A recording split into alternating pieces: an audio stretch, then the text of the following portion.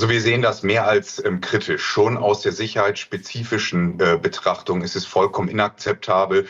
Im Ursprungsbeitrag ist es ja erwähnt worden, Intransparenz im Verfahren, NGOs, die Entscheidungsprozesse durchlaufen, die mitwirken. Wir haben keine lückenlose Sicherheitsüberprüfung. Und am Ende des Tages müssen wir den in Deutschland lebenden Menschen schon erklären, warum wir das alles machen. Und ich bin einigermaßen fassungslos, dass man trotz all dieser Erkenntnisse, die man hat, einfach weiter daran festhält. Und gerade auch mit Blick auf die Ängste der in Deutschland lebenden Menschen ist das verantwortungslos und auch das gehört so weit dazu. Da sind ja gar keine Ortskräfte drauf oder mit großen Teilen keine Ortskräfte drauf. Insofern ist es einfach ein handfester Skandal und ich bin einigermaßen schockiert.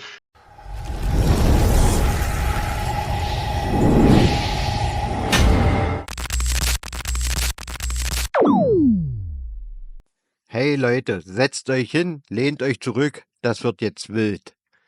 Baerbock fliegt auf ihren letzten Metern nochmal fleißig Afghanen nach Deutschland ein. Ohne vernünftige Überprüfung, ohne Rücksicht auf die Sicherheit der Bürger. Polizeigewerkschafter Manuel Ostermann ist fassungslos und spricht Klartext. Was hier passiert, ist ein handfester Skandal.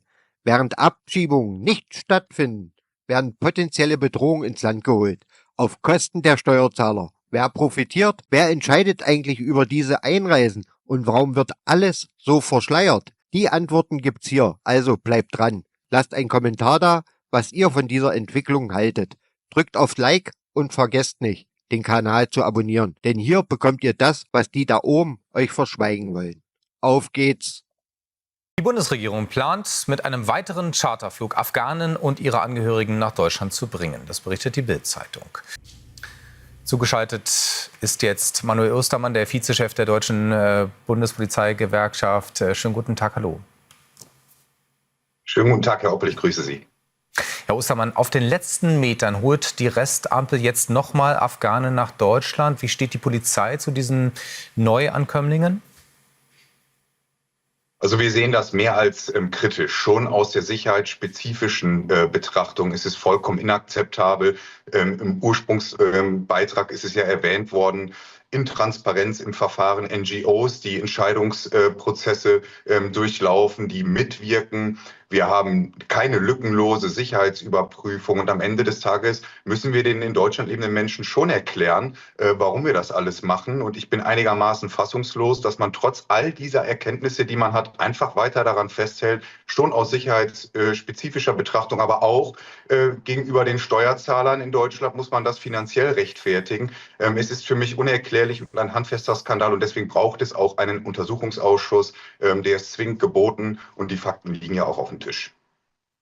Also werden denn jetzt die Menschen aus Afghanistan anders überprüft, auch durch die Polizei, wegen der Anschläge, die sich ereignet haben zuletzt und der allgemeinen Terrorgefahr?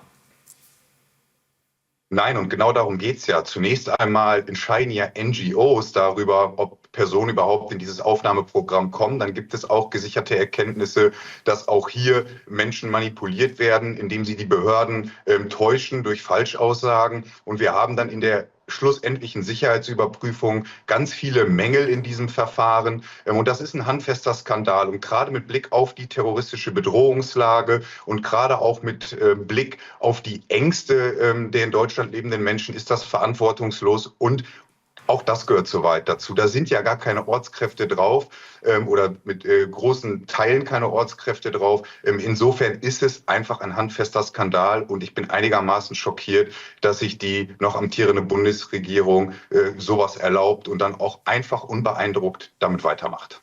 Ja, zumal wir das ja auch seit Wochen thematisieren. Andererseits, die Bundesregierung hat ja auch versprochen, im Gegenzug eben die Abschiebungen zu verschärfen. Wie sieht es denn aus mit den Abschiebungen nach Afghanistan? Findet da einiges mehr statt im Moment?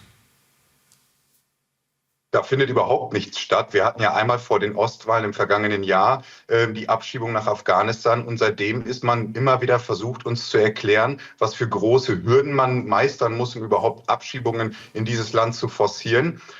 Alles in dieser ganzen Geschichte ist relativ faul. Und man muss ganz deutlich sagen, die Absichtserklärung dieser Bundesregierung, wirklich eine Abschiebeoffensive auch nach Afghanistan zu forcieren, ist schlicht und ergreifend nicht vorhanden. Man macht das ganze Gegenteil.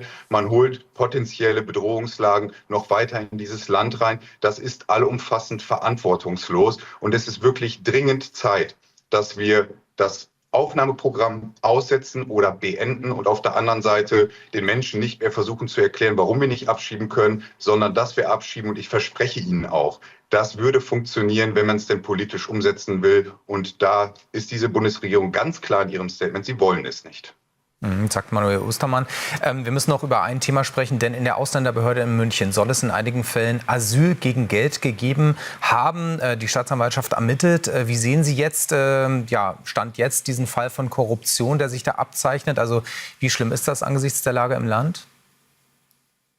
Es ist natürlich eine Katastrophe. Positiv ist, dass die Kreisverwaltung selber auf diesen Fall aufmerksam geworden ist, damit sehr transparent auch öffentlich umgeht und selbstverständlich ein großes Interesse daran hat, diesen Sachverhalt aufzuklären. Es zeigt aber auch, wie gut strukturiert und wie viel Geld eigentlich in dieser ganzen Migrationsdebatte und Migrationskrise steckt, wie bestechlich dann auch manche Menschen werden durch eben auch Schleuserorganisationen, die damit hinterstehen. Da müssen wir sehr sensibel sein und vor allem müssen wir uns immer wieder hinterfragen und selbst überprüfen. Organisierte Kriminalität hat längst Einzug gehalten. Es ist ein Milliardengeschäft.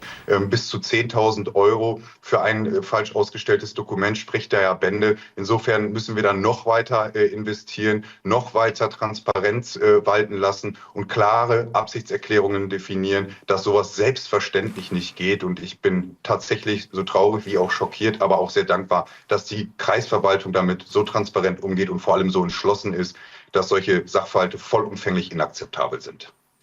Der Polizeigewerkschafter Manuel Ostermann, vielen Dank. Ich habe zu danken.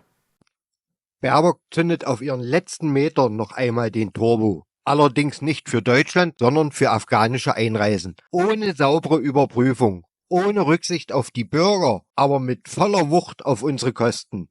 Polizeigewerkschafter Manuel Ostermann ist fassungslos und spricht Klartext. Das hier ist ein handfester Skandal. Während Abschiebungen angeblich unmöglich sind, werden potenzielle Bedrohungen mit offenen Armen empfangen. Und das Beste, es sind nicht einmal deutsche Behörden, die hier entscheiden. Nein, NGOs haben längst das Kommando übernommen und bestimmen, wer ins Land darf. Eine Regierung, die das zulässt, hat komplett versagt.